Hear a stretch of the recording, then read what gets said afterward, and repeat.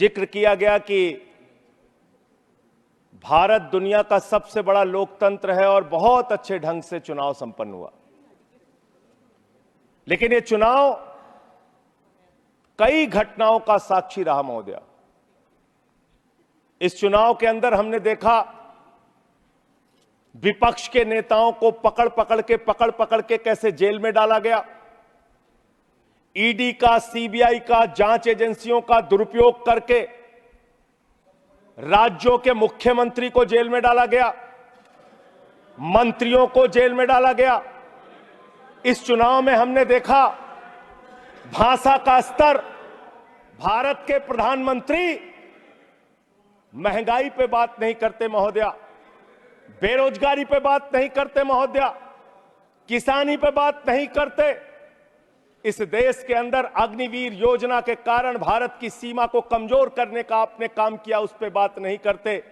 भारत के प्रधानमंत्री, बड़े अफसोस के साथ कहना पड़ रहा है, कभी मुगल पे बात करते हैं, कभी मटन पे बात करते हैं, कभी मदरसा पे बात करते हैं, कभी मछली पे बात करते हैं, और हद तो तब हो गई जब देश के प्रधानमंत्री मुजरा जैसे शब्द का इस्तेमाल करते हैं। शर्म आती है, दुनिया के सबसे बड़े लोकतंत्र के प्रधानमंत्री ऐसी भाषा का इस्तेमाल कर रहे हैं। महोदया, इस चुनाव में हमने देखा हमारे दिल्ली के मुख्यमंत्री अरविंद केजरीवाल, उनको चुनाव से पहले जबरदस्ती पकड़ के जेल में डाल दिया गया महोदया। अरविंद केजरीवाल वो मुख्यमंत्री हैं जिन्होंने शिक्षा के क्षेत्र में काम किया, स्वास्थ्य के क्षेत्र में काम किया, बिजली फ्री देने के क्षेत्र में काम किया, पानी फ्री देने के क्षेत्र में काम किया। महोदया, माताओं और बहनों को बस की फ्री यात्रा देने का काम किया, बुजुर्गों को तीर्थ यात्रा कराने का काम किया। एक ऐसे मुख्यमंत्री जिन्होंने देश ही नहीं पूरे दुनिया में सबसे बेहतरीन काम करके दिखाया, आपने चुनाव के पहले उनको गिरफ्तार करके जेल में डाल दिया। और मुद्दा क्या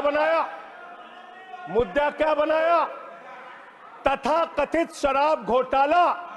आज मैं आपके सामने इस सदन में बताना चाहता हूं महोदया, शराब घोटाला किसने किया, यह जानकारी पूरे देश को होनी चाहिए।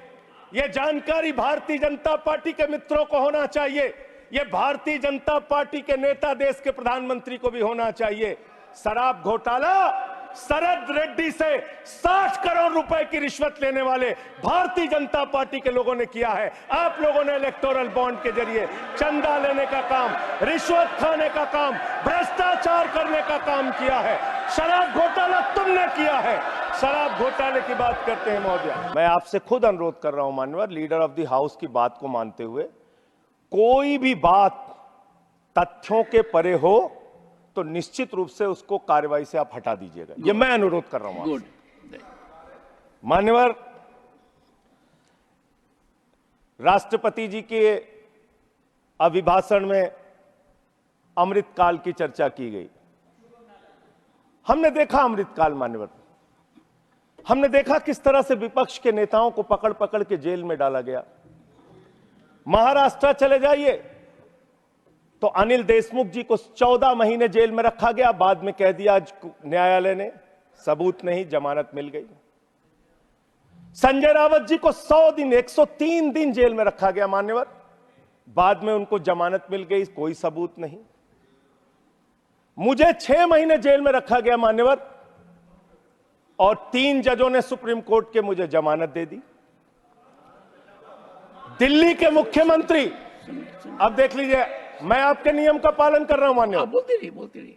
दिल्ली के मुख्यमंत्री मान्यवर ईडी कोर्ट के सामने अपने उनके वकील जो दलील देते हैं, जो बहस करते हैं, जो अपना पक्ष रखते हैं, उसके आधार पर ईडी कोर्ट ने कहा, और यह फैसले में दर्ज है मान्यवर, कि अरविंद केजरीवाल पूरी तरीके से निर्दोष हैं और ईडी उनके खिलाफ बायस्ड होकर काम कर रही है, दुर्भावना से काम कर रही है, और उनके खिलाफ मनी ट्रेल का कोई मामला नहीं है। आपने बिल्कुल ठीक कहा मान्यवर, वो मामला हाई कोर्ट से स्टे हो गया। मैं मानता हूं, मैं अगली बात यही कहने जा रहा था लेकिन वो स्टे किन परिस्थितियों में हुआ मान्यवर? बगैर ट्रायल कोर्ट के ऑर्डर की कॉपी के भारत न्यायपालिका के इतिहास में पहली बार स्टे हुआ है। अमृतकाल की चर्चा हुई मान्यवर, विपक्ष के नेताओं को पूरे देश में सरकार के द्वारा टारगेट किया गया, और सिर्फ विपक्ष के नेताओं का सवाल नहीं मान्यवर, बंगाल के 3 मंत्री भी जेल में हैं। अभी झारखंड के मुख्यमंत्री को जमानत मिली है कोर्ट से, और बिहार में जांच एजेंसियों का दुरुपयोग, महाराष्ट्र में जांच एजेंसियों का दुरुपयोग, दिल्ली में जांच एजेंसियों का दुरुपयोग। आप क्या करना चाहते हैं? मैंने अटल जी का भाषण सुना मान्यवर, उन्होंने कहा दुर्भावना से राजनीति नहीं होती, बड़े दिल से राजनीति होती है, बड़े मन से राजनीति होती है, बड़े मन की राजनीति करना सीखिए। ऐसे विपक्ष के लोगों को टारगेट करना ठीक नहीं है, यह अच्छी राजनीति नहीं है आपकी। आपने दिल्ली के स्वास्थ्य मंत्री को जेल में डाल दिया, उस आदमी का 36 किलो वजन कम हो गया जेल में मान्यवर, 36 किलो। इतना कहना चाहता हूं, दुर्भावना की राजनीति बंद कीजिए। अगर आपको भारत के लोकतंत्र को मजबूत बनाना है, भारत के संविधान को मजबूत बनाना है, तो सत्ता पक्ष का भी महत्व है, प्रतिपक्ष का भी महत्व है। प्रतिपक्ष को खत्म करके, विपक्ष को खत्म करके, नेताओं को जेल में डालकर आपको कोई लाभ होने वाला नहीं है। और पता नहीं कौन आपको सलाह देता है, किस गलतफहमी में आप लोग रहते हैं। मैं आपके लिए भी कह रहा हूं और इधर जो बैठे हैं उनके लिए भी कह रहा हूं, जब जो पार्टी सत्ता में रहेगी, अगर विपक्ष के लोगों को जेल में डालेगी, उस पार्टी का सत्यानाश होगा। अपने नेताओं को बता देना, अपने नेताओं को बता देना, आप इस गलतफहमी में मत रहना। और आप जेल की राजनीति कर रहे हैं। इस चुनाव ने आपको एक परिणाम दिया है, सोचने के लिए, विचार करने के लिए। इसमें स्पष्ट बहुमत का भी जिक्र है मान्यवर। स्पष्ट बहुमत कहां है? 400 पार। आपने नारा दिया 400 पार, 400 पार, 400 पार। Not a good habit. 400 पार का नारा आपने दिया, आपकी 240 सीट आई। स्पष्ट बहुमत कहां है? आपके दावे से 160 सीट कम आई मान्यवर, और 303 सीट पिछली बार थी, उससे 63 सीट कम आई मान्यवर, और 272 का बहुमत होता है, उससे 32 सीट कम आई मान्यवर। आपको सोचना होगा, विचार करना होगा, अपनी कमियों की समीक्षा करनी होगी। और आपकी कमियां क्या है? आपकी कमियां आपका अहंकार है। जब व्यक्ति अहंकार में होता है तो उसको कुछ दिखाई नहीं पड़ता मान्यवर। रावण भी अहंकार में था, उसने लगा प्रभु श्री राम वनों में रहने वाले, जंगलों में रहने वाले, वो मेरा क्या बिगाड़ पाएंगे। लेकिन भालुओं की, बानरों की सेना बनाकर लंका को आग लगाने का काम प्रभु श्री राम ने किया, रावण का नाश करने का काम प्रभु श्री राम ने किया। उस अहंकार का भी नाश होगा। और आप पता नहीं क्यों रिजल्ट को समझ नहीं पा रहे, आप लोग सबको गालियां देने लगते हैं। लोकतंत्र में अच्छी चीज नहीं मान्यवर। कभी मुसलमानों को गाली दो, कभी सिखों को गाली दो, कभी ईसाइयों को गाली दो, कभी जाटों को गाली दो, कभी मराठों को गाली दो, कभी दलितों को गाली दो, कभी पिछड़ों को गाली दो, अब अयोध्या वालों को गाली देने मन। और लोकतंत्र में अच्छी चीज है। हमारे रिजल्ट गड़बड़ाएंगे, हम समीक्षा करेंगे, आपका गड़बड़ा है, आप समीक्षा कीजिए। आप तो कुछ मानने को तैयार नहीं। अयोध्या के इंफ्रास्ट्रक्चर डेवलपमेंट में हमारे मित्र जब यहां बोल रहे थे, अभी कल जब इनका भाषण मैंने सुना, तो कह रहे थे इंफ्रास्ट्रक्चर डेवलपमेंट में भारत नंबर 1 है। मैं बताता हूं इंफ्रास्ट्रक्चर डेवलपमेंट। इन्होंने मान्यवर अयोध्या के विकास में बहुत पैसा खर्चा किया, होना चाहिए। प्रभु श्री राम की नगरी को विकास करने में एयरपोर्ट पे 1450 करोड़ रुपए, रेलवे स्टेशन पे 724 करोड़ रुपए, अयोध्या रिंग रोड पे 4793 करोड़ रुपए, 14 कोसी परिक्रमा पे 1140 करोड़ रुपए, पंचकोसी परिक्रमा पे 773 करोड़ रुपए, रामपथ पर 787 करोड़ रुपए, टाउनशिप पर 2180 करोड़ रुपए, पुराने मंदिरों के जीर्णोद्धार पे 170 करोड़ रुपए, मेडिकल कॉलेज में 245 करोड़ रुपए। मान्यवर, ये पैसा गया कहां? पहली ही बरसात में प्रभु श्री राम के गर्भगृह में पानी गिरने लगा। इस अमृत काल के दौरान तमाम घटनाएं देश में घटित हुई। अग्निवीर जैसी योजना देश के अंदर आई। 4 साल की नौकरी, 17 साल में एक जवान सेना में भर्ती होगा, 21 साल में रिटायर हो जाएगा। मैं ऐसा मानता हूं मान्यवर, इस योजना के बारे में सरकार को पुनर्विचार करना चाहिए। नौजवानों में इसको लेकर प्रतिरोध है, गुस्सा है, और कहीं ना कहीं ये भारत की सेना को भी कमजोर करने की कार्रवाई है मान्यवर। अगर आप कारगिल के युद्ध को देखें और उसके पहले भी जो सेना के अधिकारियों से आप बात करेंगे, 5 साल तक जब कोई फील्ड में काम कर लेता है जवान, उसके बाद युद्ध के स्थिति में उसको इस्तेमाल किया जाता है, उसको आगे किया जाता है। इसलिए मान्यवर, यह अग्निवीर योजना कहीं ना कहीं भारत माता की सुरक्षा के साथ समझौता करने की कोशिश है। उस पर भी पुनर्विचार आपको करना चाहिए, इसको वापस लेना चाहिए। दूसरी बात, आपने बात की कि आप 5वीं सबसे बड़ी अर्थव्यवस्था बन गए दुनिया में। बहुत अच्छी बात है, मैं आपको शुभकामनाएं देता हूं। भारत को दुनिया की पहली नंबर की अर्थव्यवस्था बनाइए, हम सब खुश होंगे। लेकिन इसके साथ साथ प्रति व्यक्ति आय के मामले में आप कहां खड़े हैं? प्रति व्यक्ति आय के मामले में आप 141वें नंबर पर खड़े हैं, 141वें नंबर पर। 5वीं बड़ी अर्थव्यवस्था किसके लिए मान्यवर? चंद पूंजीपतियों के लिए, जिनका लाखों करोड़ रुपए बैंक का कर्जा माफ किया गया। यह किसके लिए मान्यवर? आपने कहा, चुनाव के दौरान हमने एक भाषण और सुना मान्यवर, कि आपकी संपत्ति लेके ये भाग जाएंगे, वो भाग जाएंगे, वो भाग जाएंगे। अरे संपत्ति कौन कौन लेके भागा है, ये तो सर्वविदित सत्य है। 20,000 करोड़ रुपए लेके नीरव मोदी भाग गया, 10,000 करोड़ रुपए लेके विजय माल्या भाग गया, 3,000 करोड़ लेके ललित मोदी भाग गया। ये कौन है? ये कौन है बड़े बड़े पूंजीपति? और मान्यवर, दूसरे सदन में इनका दिया गया जवाब है। मैं चाहूंगा आपके माध्यम से सरकार को इसका जवाब जरूर देना चाहिए, तो उसके बारे में मेरे साथ ये बहस कर सकते हैं, जो प्रस्ताव लाना हो ला सकते हैं। ये सर्वविदित सत्य है, मैं आपको बता रहा हूं मान्यवर।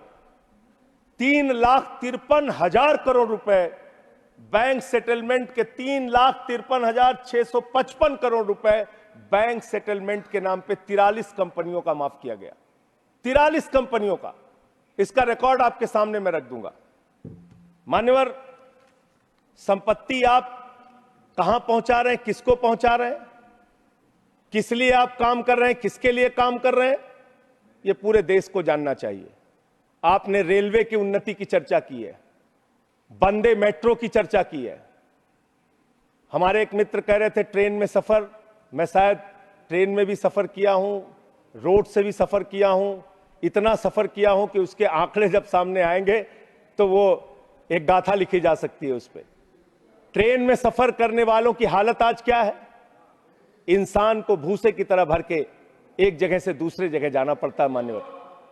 लखनऊ में उतरिए, वहां पर कुली मिले मुझे मान्यवर, उनके लिए एक वादा किया था बहुत पहले, और आप एक उदार हृदय के व्यक्ति हैं, मैं चाहता हूं आपके माध्यम से सरकार तक ये बात जानी चाहिए।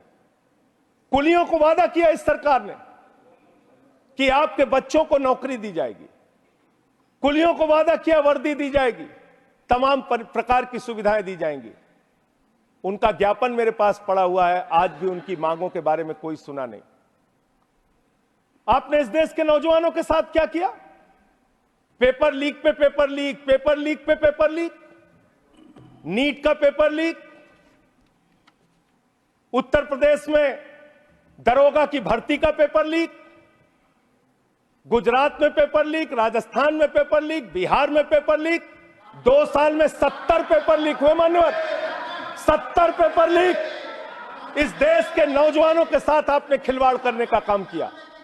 2 2 करोड़ छात्रों और नौजवानों की जिंदगी बर्बाद हुई पेपर लीक के कारण। कौन जिम्मेदार है उसके लिए? कैसे कार्रवाई होगी? आप कमेटियां बनाते हैं।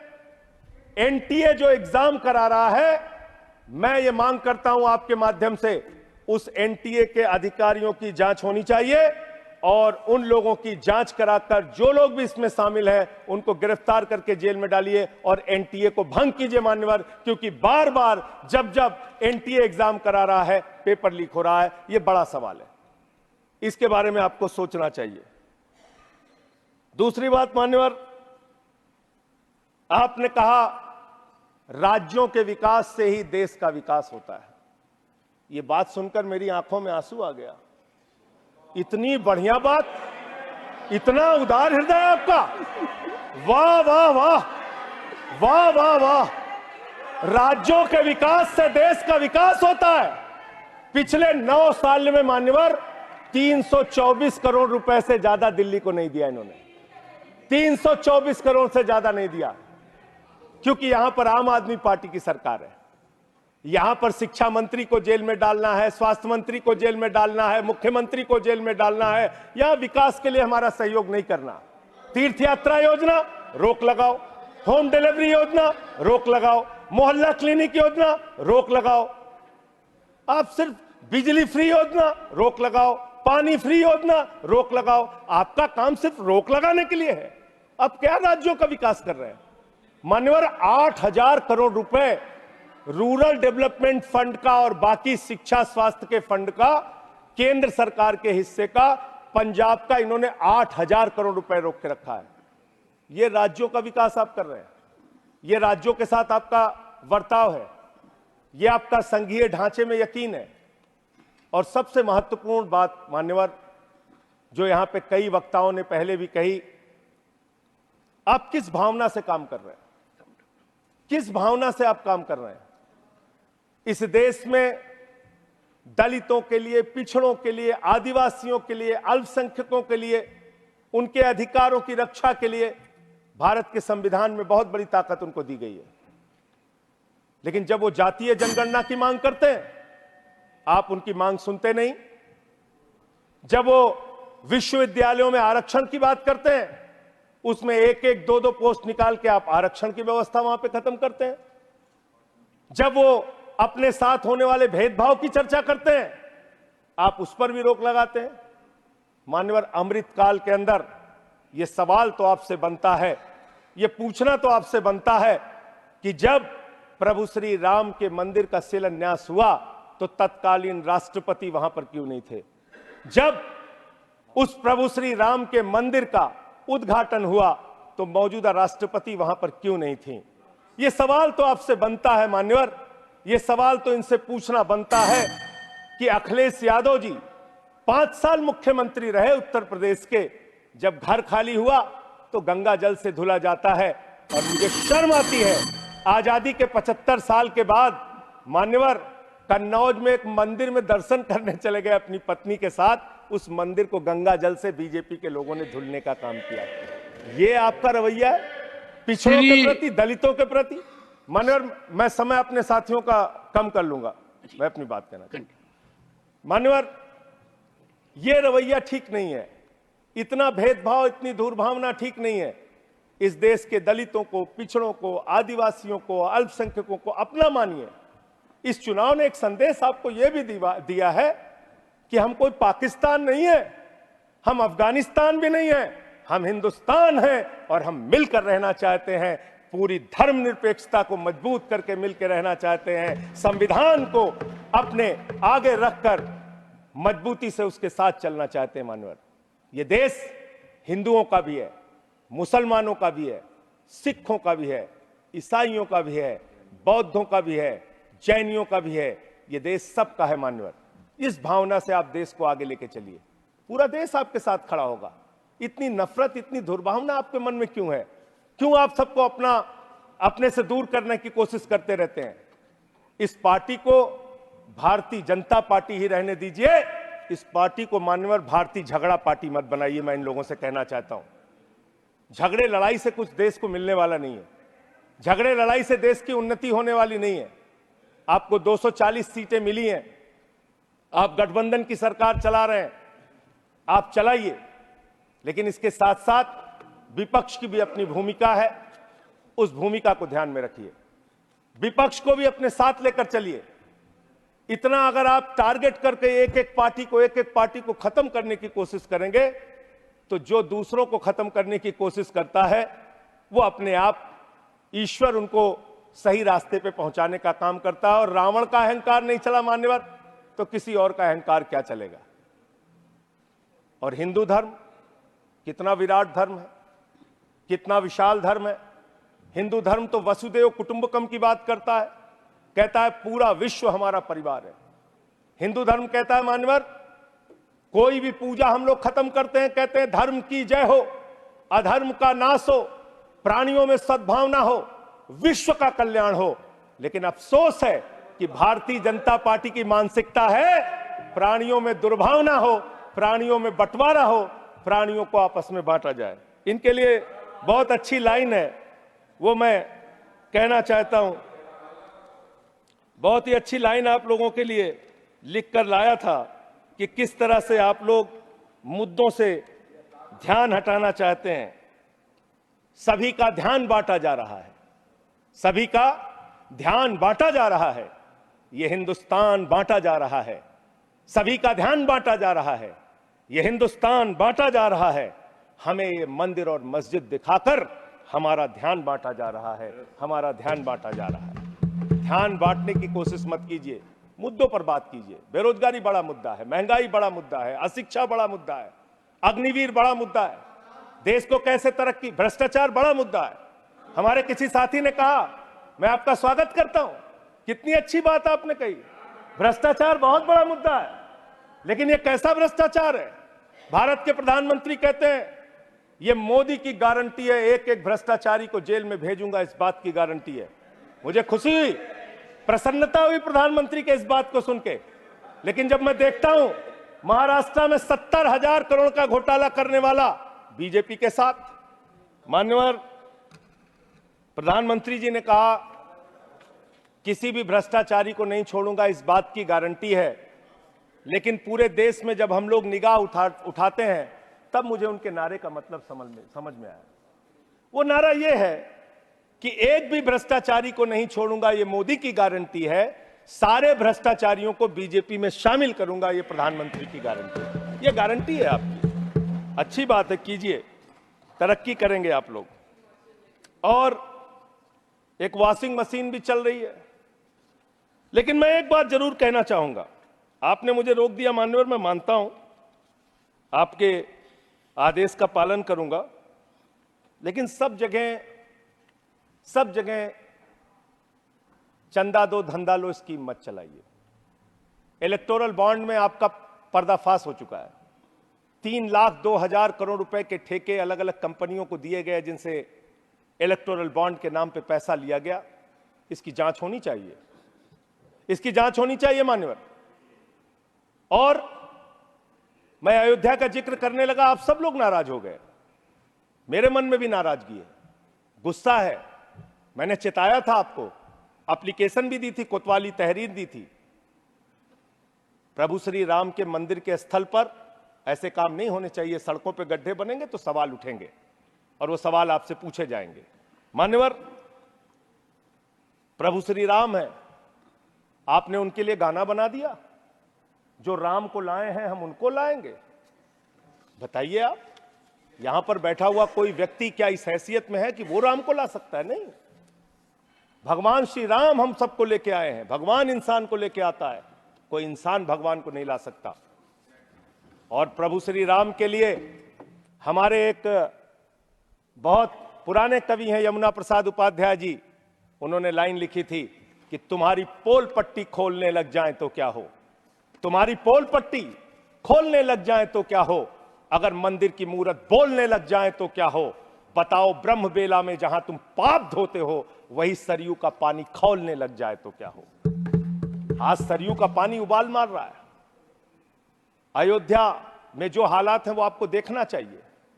और अयोध्या के परिणाम से आप नाराज हुए, नाराज होना बनता है, लेकिन उसके कारण आपने सोचे। राम पथ गमन मार्ग, अयोध्या हारे आप, प्रतापगढ़ हारे, सुल्तानपुर हारे, कौशाम्बी हारे, सीतापुर हारे, रामपुर हारे, श्रावस्ती हारे, प्रयागराज हारे, चित्रकूट हारे। जहां जहां से प्रभु श्री राम गुजरे थे वो सारी सीटें आप लोग हार गए। नासिक हारे, रामटेक हारे, तो इसकी समीक्षा कीजिए। वर्धा हारे, तो इसलिए इसकी समीक्षा कीजिए क्यों हो रहा है ऐसा आपके साथ। भगवान के नाम पर आप श्रद्धा रखिए और उस श्रद्धा को उसका विस्तार कीजिए, हमें कोई आपत्ति नहीं है। मान्यवर मैं सिर्फ इनसे इतना कहना चाहता हूं, आप जो दिल्ली के साथ कर रहे हैं, जो हमारे मुख्यमंत्री के साथ कर रहे हैं, अंतिम बात उनके बारे में कह के अपनी बात को खत्म करूंगा। इससे आपका कोई राजनीतिक फायदा नहीं होगा। मेरी बात को इस सदन में बोल रहा हूं, इसको याद रखिएगा। इससे आपका कोई राजनीतिक लाभ होने वाला नहीं है।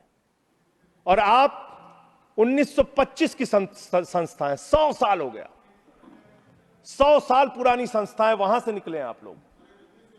100 साल हो गया, लेकिन दिमाग अभी भी बच्चों का, अभी बच्चों की तरह खेल रहे हैं। अरे मैं राजनीति में आया डॉक्टर लोहिया को पढ़ के, लोकनायक जयप्रकाश नारायण को पढ़ के, राष्ट्रपिता महात्मा गांधी को पढ़ के, शहीद आजम भगत सिंह को पढ़ के।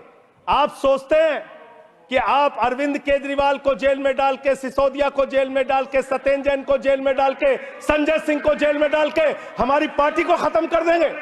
ये होने वाला नहीं है, ये कतई होने वाला नहीं है, याद रखना। इस शरीर के 100 टुकड़े भी कर देंगे आप, तो आपके सामने झुकने वाले नहीं हैं, आपसे लड़ेंगे और जीतेंगे। आप डालिए, उत्पीड़न कीजिए, जितना करना चाहते हैं आप कीजिए उत्पीड़न। 6 महीने जेल में रखा आपने सोचा आपके सामने नतमस्तक हो जाएंगे? इस मां भारती ने बहुत सारे बेटे ऐसे पैदा किए हैं जो आपके सामने कभी सर नहीं झुकाएंगे, आपसे लड़ने के लिए तैयार रहेंगे, याद रखिएगा। मान्यवर, आपने मुझे राष्ट्रपति जी के भाषण पर अपनी बात कहने का मौका दिया। 11 महीने के बाद बोल रहा था।